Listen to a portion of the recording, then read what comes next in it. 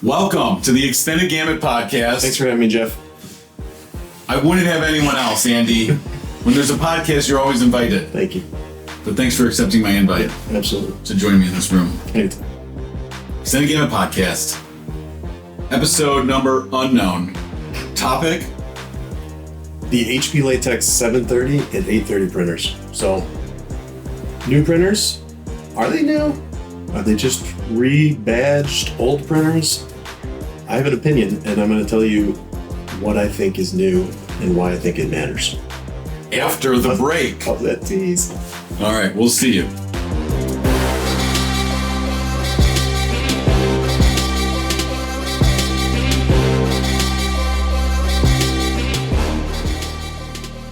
All right, we're back. Thanks for continuing to watch and listen to this podcast. Obviously, your teaser worked. People want to know. Oh, they're dying to know. HP Latex 730, 830. Let's clear the air. Okay. The air in here, when we came into the studio, Jeff slammed the door. I did. And dust fell from the ceiling, covered us. So we literally need to clear the air. But we had DTF powder all over ourselves. I think we should... The Latex 700 and 800. People have strong opinions. Every video we do on the Latex 700 and 800 Gen 4, we get a lot of comments. Yeah. We get more negative comments on Latex Gen 4 printers than on any videos we do right now, I would say.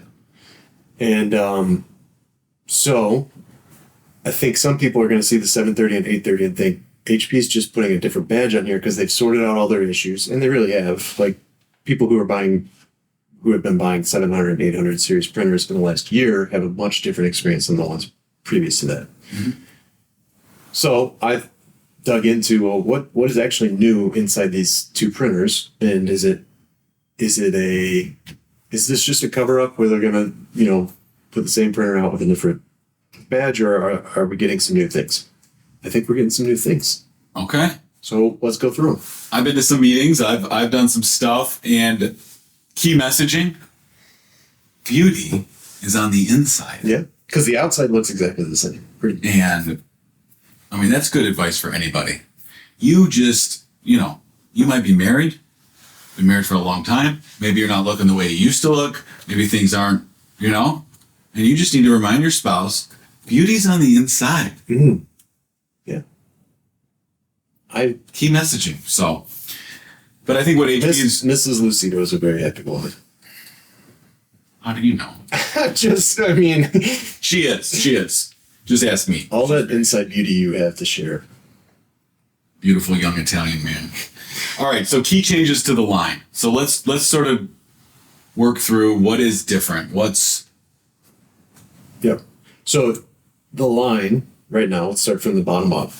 There's a 630. HP Latex 630. 630, 64-inch printer. Yep. Launched maybe a year and a half ago? I think it's more than that. It's crazy. Well, we were in Spain in September 2023. So that would be a year and a half ago, around that time. And then after that, HP had the funeral. Yep.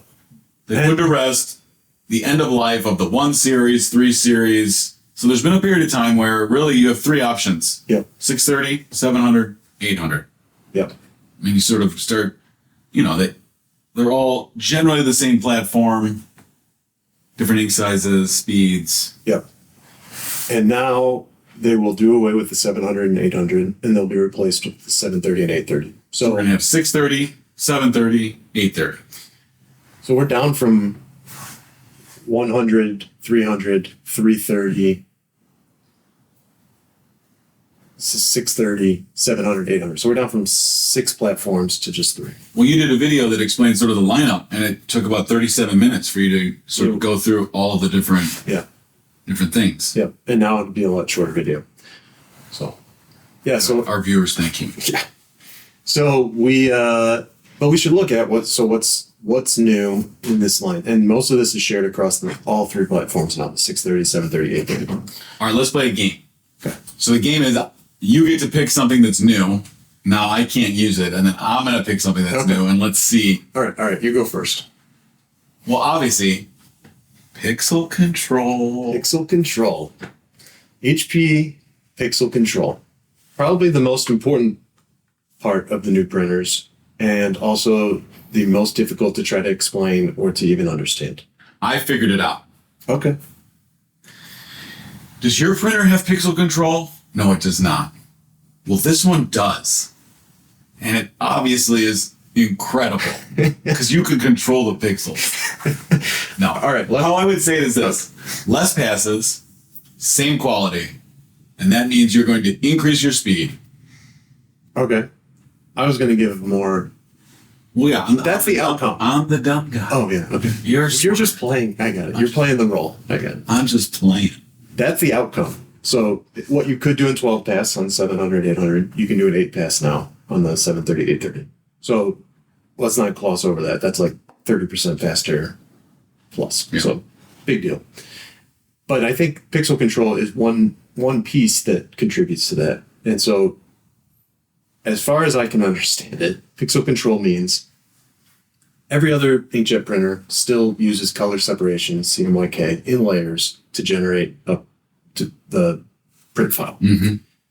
And HP is, instead of doing it in layers where you don't know how the ink is going to react with each other when they're laid on top of each other, HP is processing pixel by pixel to determine what the ink mix is for each pixel.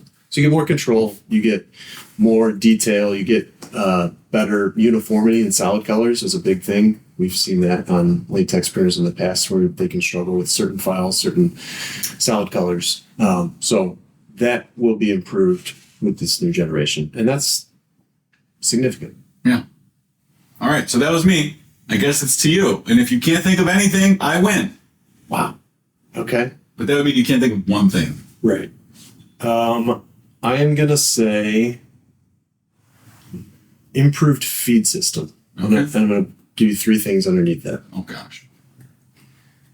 The way that HP is going to be able to accurately feed the media through the printer is much improved. And so a couple of the things that they did. So they put a new platen that is smoother to be able to travel over. So they put a improved... similar to the 630. Similar to the 630, yep. And so it's a frictionless kind of output platen so that you're not getting caught inside the curing unit, and because it's frictionless and it's feeding more consistently, you're getting better feed lengths. Okay. So you got that. They did a new one of the side of the media spindle, the left side. Yeah. They beefed that up so that you get more accurate feed. The OMOS Plus sensors now they're using temperature algorithms to adjust that on the fly for changes to the media. So that's going to help with your feed as well, so it's more consistent. So I think and the new pinch rollers as well. So like heavier duty pinch rollers to grab that media and feed it more accurately. So I think all of those things combined is going to give you a lot better feed lengths and contributes to the speed that you're able to print at without banding as well. So those like a 4 in 1. Yeah, but you still just get 1 point. Okay. Print from the leading edge. 4 inches. No need to bring it down, or we've seen so many ways people, work around that, but being able to print from the leading edge, again, similar to the 630. Yep. Which is good.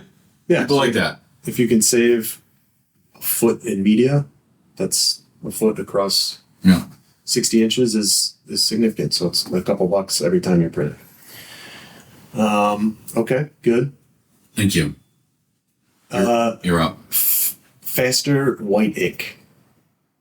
That's a big one. So bonus. Why is it faster?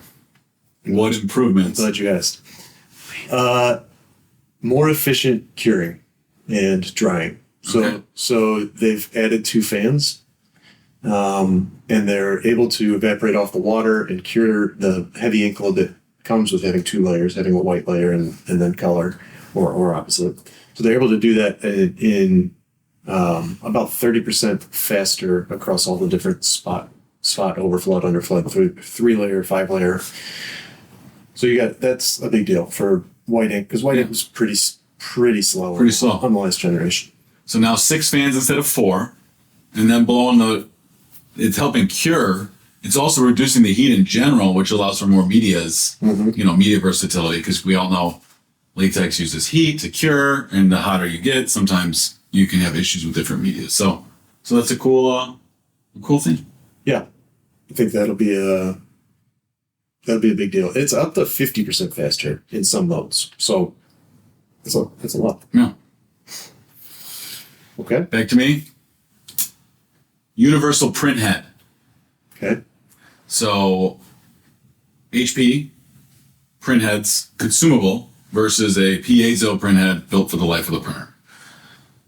Those consumable things, you would align a print head, you'd match a print head to an ink, and then you'd have to buy a black print head, a cyan, and all this, and then you have to stock things, and they have lives. And HP was doing it where you'd buy like a combo. So you might have like a magenta and cyan, yellow and black, and you buy a printhead like that. They're moving to the universal printhead, meaning it's one printhead. It's basically nothing, and then you assign it something. So it's just less to stock, but it is something different. Yeah. And I do think they might even go backwards compatible on that. Yeah. Yeah, so if you have a 700 or an 800 printer, they're going to begin offering that universal printhead so that you don't have to stock 4 different printheads.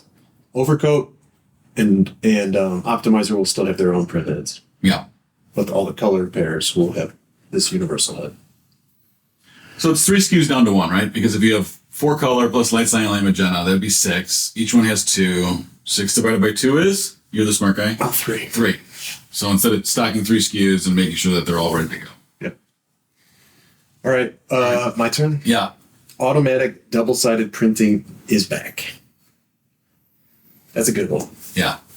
So barcoded with registration marks easily. I think they've said it's the easiest double-sided workflow in the industry now. So being able to pretty seamlessly print one side, remove it, load it onto the back of the printer, reversed, and have the printer recognize and register the front side with the back side that you're about to print.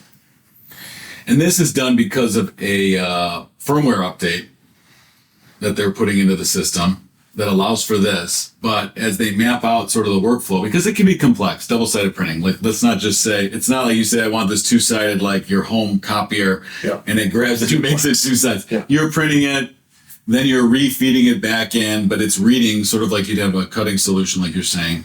But HP has mapped this out into how many steps does it actually take. And on competitive equipment, they measured out it was 40 steps of things you need to do. Now, they're not down to 3, but they're down to 22 steps. So they say there's 22 things from start to finish to get to double-sided printing. So, for people that are looking for banners or unique things where you want to really, offer something that's double-sided. You had to be a scientist to do it previously. You'd have to try and do that manually and line it up. It was next to impossible without having this automated system in place. Yeah. That's a good one. Thanks. I'm going to take one that is, I'm going to say the extended life maintenance cartridge. So they changed the maintenance cartridge. Yep. Which is cool. It's bigger. It now has something called a spittoon. So you have your maintenance cartridge, and then basically the life of the maintenance cartridge is, let's just say X, and you can go through 2 spittoons before you need to replace the whole maintenance cartridge. Yeah, so a maintenance cartridge has a fabric wiper that's maintaining the head, and that fabric wiper will stay in for what was it, twice as long or 50% longer? But the little reservoir where all the waste ink is being drained down to, that part alone can be swapped out. So it's a cleaner, longer lasting and cleaner process where you're not swapping out the whole big cartridge, you're just swapping out that spittoon. And by separating it, HP has a commitment to the environment, and there's a lot of, you think about latex and the whole Green Guard Gold and all these different certifications. So they're continuing to push the envelope there. By doing this, you're able to take the spittoon out, and keep doing that and dispose of the ink in the way you would dispose of your latex, waste ink. But the entire cartridge, that plastic thing that comes out, is fully recyclable because there's no ink in it. And you can actually take it, and if you use the Planet Partner program, you can just take it and stick it in the box. That's cool. And it gets recycled. So, anyways. So there you go. Maintenance cartridge. Okay. 4-3. I'm winning. All right. I'm going to go with a new status beacon. Sexier, slimmer.